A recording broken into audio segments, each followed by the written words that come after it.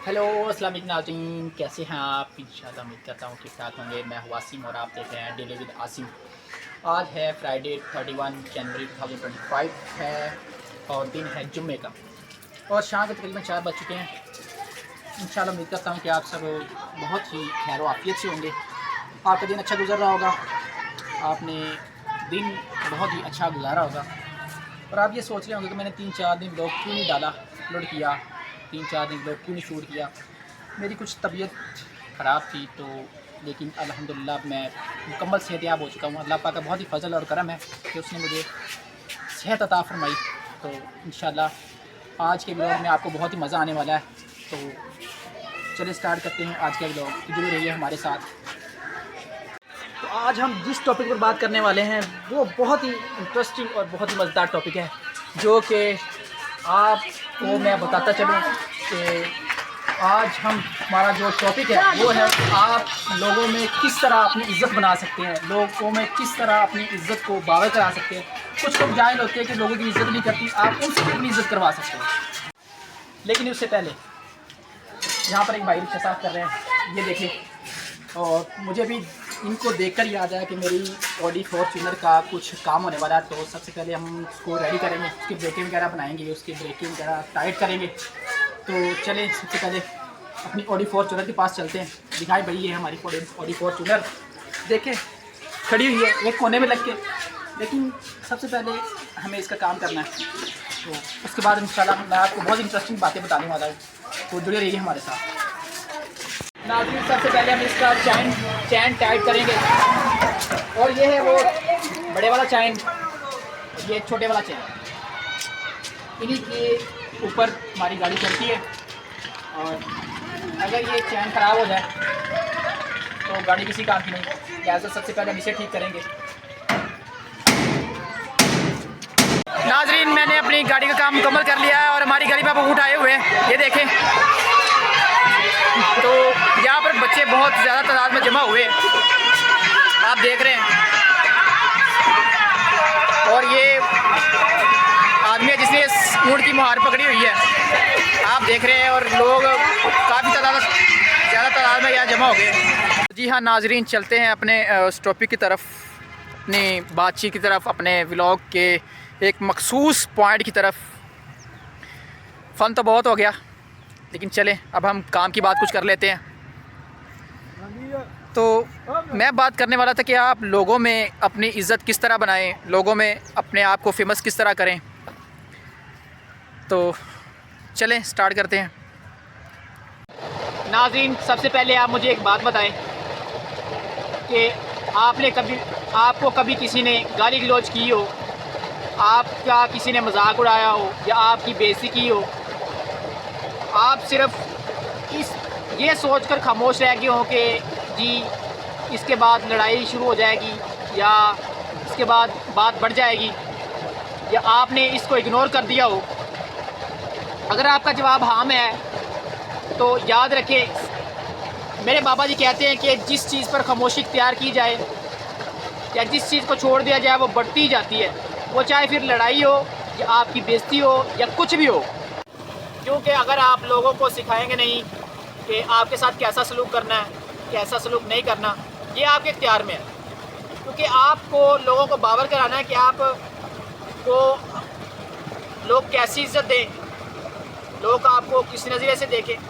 क्योंकि अगर आप लोगों अपने आप को संजीदा नहीं लेंगे तो लोग भी आपको संजीदा नहीं लेंगे, लोग भी समझे कि भी ऐਵੇਂ ही है, बस वाह पे हाथ राह पे आ, बस फिर वो बात हो जाएगी। इसकी तफसील मैं आपको ऐसे एक मिसाल से समझाता हूँ कि जब मैं 11th क्लास का स्टूडेंट था ना, तो हमारे स्कूल में एक सर जी थे, कॉलेज में सबसे अच्छे उस्ताद वही थे। उनका जो बोलचाल था वो भी बहुत अच्छा था, लेकिन जो हमारे स्टूडेंट थे ना वो उनको संजीदा नहीं लेते थे, उनको सीरियस नहीं लेते थे। हालांकि जो दूसरे उस्तादों के साथ उसका बोलचाल था, उसका रहन सहन था, उसका उठने बैठने का स्टाइल वगैरह था, वो सब ठीक था। और उनकी एक और आदत थी, वो हर वक्त क्लास में हंसते रहते थे। मेरे ख्याल में जो लोग जो स्टूडेंट्स उनको संजीदा नहीं लेते थे, उनकी सबसे बड़ी वजह यही थी।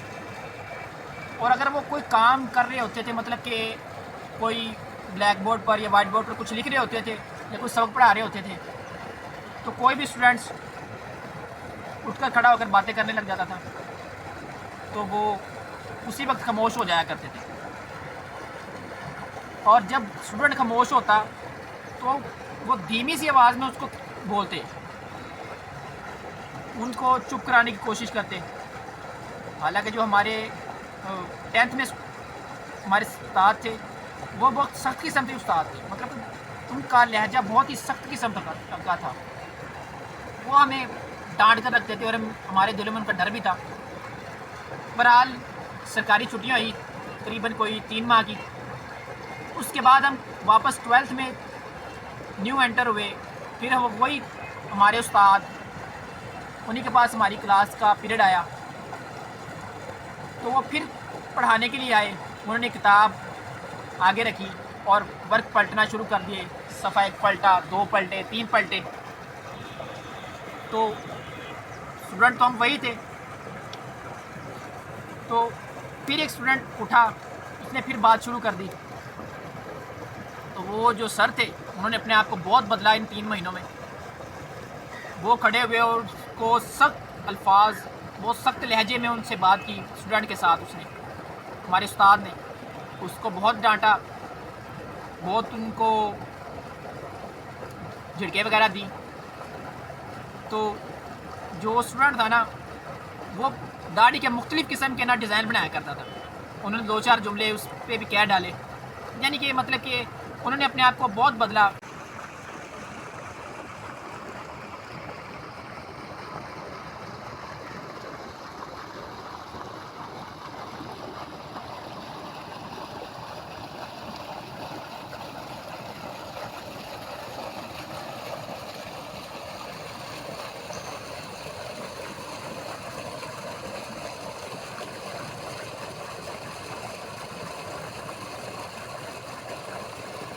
तो उसके बाद उस्ताद ने लेक्चर दिया और वो क्लास से चले गए और हमारे स्टूडेंट हक्के बक्के दंग रह गए कि ये क्या हुआ है।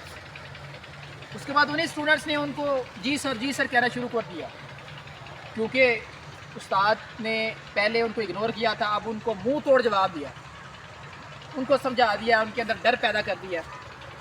इसी तरह अगर आपकी कोई बेइज्जती करता है या आपको बुरा भला कहता है, आप उनको इग्नोर करते, जवाब नहीं देते, तो ये आपकी कमी है। अगर आप उनको मुंह तोड़ जवाब देंगे तो वो आपकी बेइज्जती नहीं करेंगे, वो भी आपको जी जी करके बुलाएंगे। तो अगर आप उनको ईंट का जवाब पत्थर से नहीं देंगे, आप इस बात को इग्नोर कर देंगे, तो यकीनन आप उनको वो सिखा रहे हैं कि वो आपके साथ वो कर सकते हैं जो उनकी मर्ज़ी है। अगर आप चाहते हैं कि लोग आपको बदसूरत ना बोलें, आपको बदसूरत ना कहें, तो लोगों को उनकी शक्ल आईने में दिखानी होगी कि किसी पर बात करने से पहले, किसी पर तंज करने से पहले वो अपने गिरेबान में ज़रूर झांक लें, वो अपने आप को एक बार ज़रूर देख लें। अगर आपके ख़िलाफ़ कोई बेहुदा बातें करता है, आपसे बदतमीज़ी करता है, तो आप उसको जवाब देते हैं। आप उसके उस अमल के रद्द-ए-अमल के ज़िम्मेदार नहीं हैं, आप सिर्फ़ उस अमल के उन बातों के ज़िम्मेदार हैं जो आप जवाबन पेश करते हैं। ये आप पर मुनहसर है कि आप किसी की बदतमीज़ी को एक्सेप्ट करते हैं, रिजेक्ट करते हैं। जिन लोगों की बेइज्जती बार बार होती है, वो टू द पॉइंट बात करने की बजाय दो टोक रवैया कभी इख्तियार नहीं करते। वो अपना दिफा करने लग जाते हैं और लोगों को बताने लग जाते हैं कि भी हम कितने अच्छे हैं, हम कितने समझदार हैं। हालांकि लोगों को इन चीज़ों से कोई गर्ज नहीं, आप चाहे जितने मर्ज़ी अच्छे हों। ऐसे लोगों के बारे में सबसे जो बुरा ख्याल, बुरा अंदाज़ा हमारा ये होता है कि अगर हम इन लोगों को इन्हीं की तरह, इन्हीं की ज़ुबान में जवाब देंगे तो हम भी इन्हीं की तरह हो जाएंगे। मसला ये है कि अगर आप उन लोगों की तरह उन्हीं के लेवल पर आकर बात नहीं करेंगे तो वो और निचले दर्जे पे और घटिया दर्जे पर चले जाएंगे और ये मामला कभी नहीं रुकने वाला। इसी कहानी का एक और पहलू भी ये है, दूसरा पहलू भी है कि बाज़ दफ़ा ऐसा होता है कि किसी के साथ उलझने में, किसी कहने में कोई फ़ायदा नहीं होता, उल्टा नुकसान ही होता है, और तीसरे आदमी के सामने तमाशा बनने का खदशा होता है। या किसी कहानी का, किसी वाक़े का सियाक़ो सबाक़ ऐसा होता है कि वहाँ पर लड़ना अपनी एनर्जी ज़ाया करने के मुताबिक होता है, अपनी एनर्जी ज़ाया करना ही होता है।